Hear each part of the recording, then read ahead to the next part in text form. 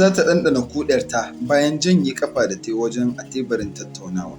Wannan na zuwa ne biyo bayan da maganganun shugaban ƙasar Amurka Donald Trump ne sakamakon rikicin da ya ƙara ɓarkewa tsakanin ƙasar Amurka da ƙasar Iran, wanda ta kai ta kawo duka ƙasashen sun kai wa junansu hare-hare guda biyu.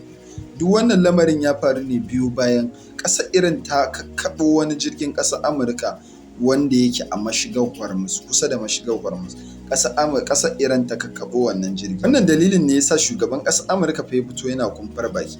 Domin yanzu da yawan mutane sun ce fa wannan duk kumfar baki ne, sakamakon cewa a wannan yakin da ake yi fa an kada ƙasar Amurka amma ta ƙi yadda. Ta ɓangaren ƙasar Iran fa sun bayyana cewa sun kai wani kyakkyawan hari zuwa ga sansanonin sojin ƙasar Amurka. Sannan sun bayyana cewa wannan harin da suka kai fa sun kai shi ne sakamakon martani, a matsayin martanin wani hari da aka kai musu.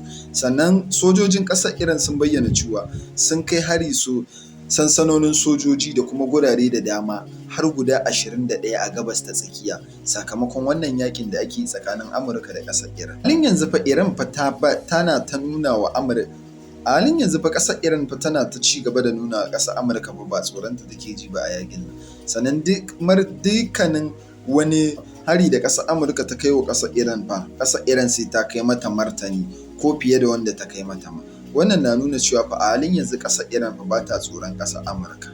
To jama'a me za ku ce dangane da haka? Shugaban ƙasar Amurka da ya fito ya yi kumfar baki.